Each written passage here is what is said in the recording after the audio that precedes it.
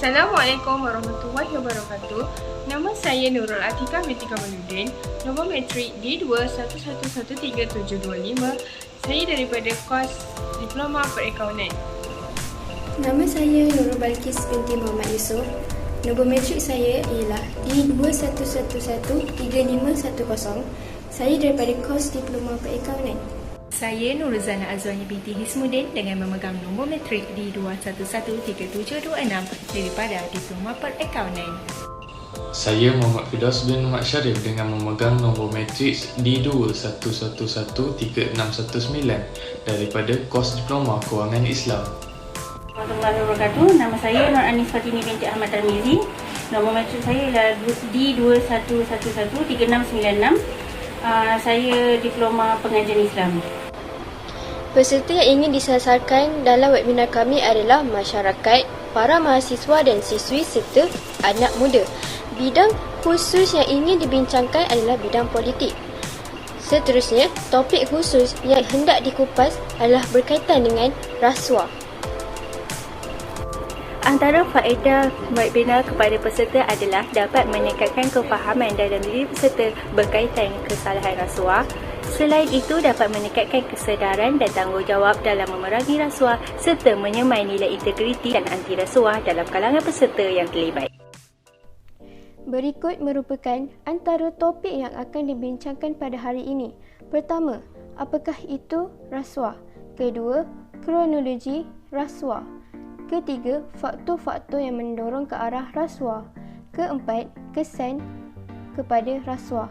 Kelima, penyelesaian dalam pencegahan rasuah. Mari kita berkenalan dengan apakah itu rasuah.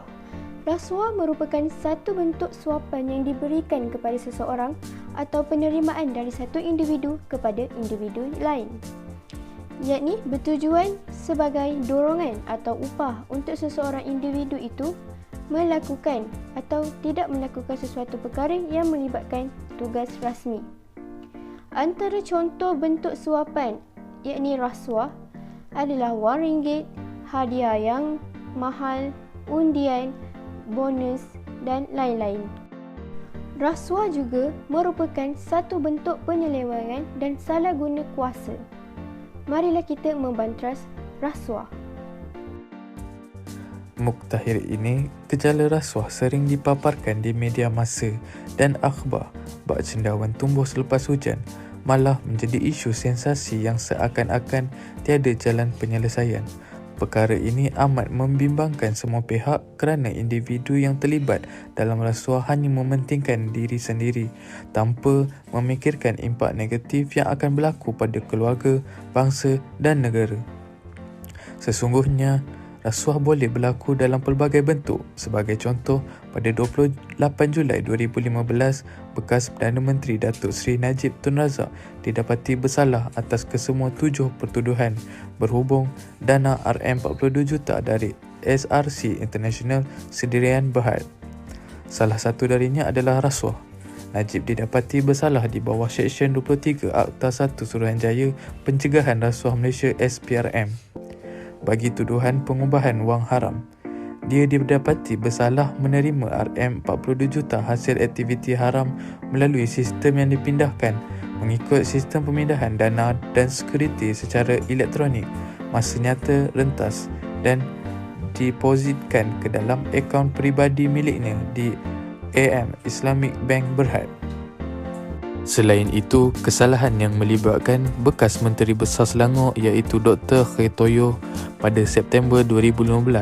Dia telah disabitkan kesalahan berkaitan penyalahgunaan kuasa untuk mendapatkan 2 lot tanah dan rumah banglo dengan harga yang lebih rendah daripada harga pasaran untuk dirinya dan isterinya. Harga lot tanah dan rumah tersebut adalah RM6.5 juta, tetapi dia telah menggunakan kedudukannya sebagai Menteri Besar untuk kepentingan peribadinya agar dapat harta tersebut dengan nilai RM3.5 juta. Dia telah disabitkan kesalahan dan dikenakan penjara selama 6 bulan di penjara Kajang kerana tidak dapat memberi sebarang keraguan yang munasabah. Sebagaimana yang kita sedia maklum, peningkatan kes rasuah berskala besar telah berlaku yang melibatkan beberapa golongan terutama ahli politik. Persoalannya, mengapakah gejala rasuah menjadi barah dalam kalangan profesional? Antara faktornya adalah kelemahan kepimpinan dalam organisasi politik.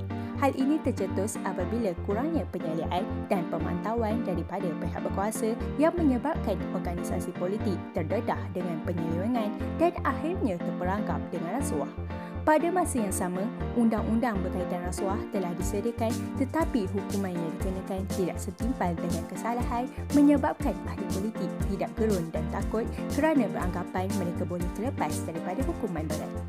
Selain itu, untuk mendapatkan kuasa dengan mudah menyebabkan sesetengah ahli politik sanggup memberi wang sogokan kepada masyarakat atau pegawai bawahan.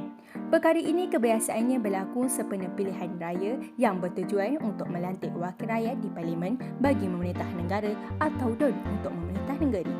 Akhir sekali, nilai moral dan integriti dalam kalangan ahli politik sangat rendah. Perkara ini berlaku disebabkan sikap tamak haloba seseorang walaupun telah memiliki segala-galanya dalam kehidupan tetapi masih terjebak dalam gejala rasuah. Hal ini akan mencacatkan kredibiliti ahli profesional. Oleh itu, usaha untuk membanteras gejala rasuah perlulah dipergiatkan supaya masalah ini tidak berleluasa. Rasuah politik. Yang pertama, terhakisnya keadilan.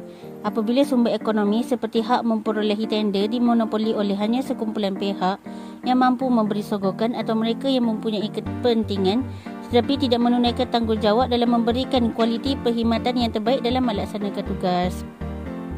Yang kedua, melemahkan sistem pentadbiran. Sistem pentadbiran negara tidak akan berfungsi dengan baik kerana wujudnya saluran lain selain sistem itu. Sistem pentadbiran dirangka bagi melicinkan perjalanan sesuatu urusan, tetapi disebabkan peranan orang dalam atau orang tengah, sistem yang sepatutnya memberi hasil terbaik dalam sesuatu perkhidmatan itu gagal berfungsi apabila rasuah menjadi perantara.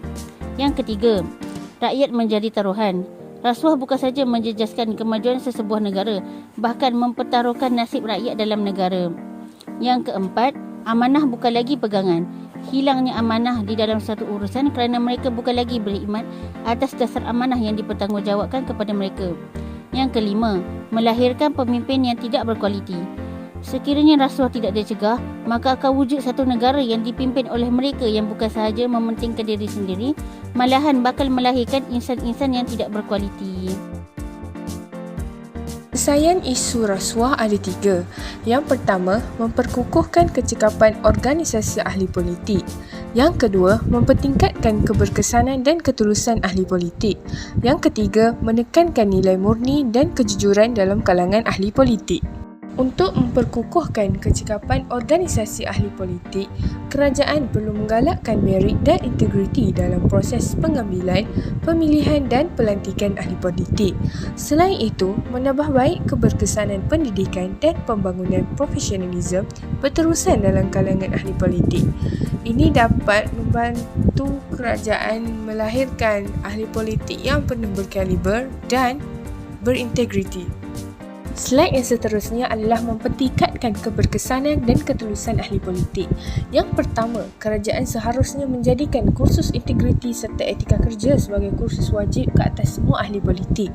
Yang kedua, kerajaan perlu mengenal pasti ahli politik yang berisiko menggunakan rasuah dan melaksanakan program kaunseling untuk membantu ahli politik tersebut. Sekali, menekankan nilai murni dan kejujuran dalam kalangan ahli politik. Mengadakan kempen dan latihan perkhidmatan secara berterusan dengan menjemput penasihat yang bertauliah.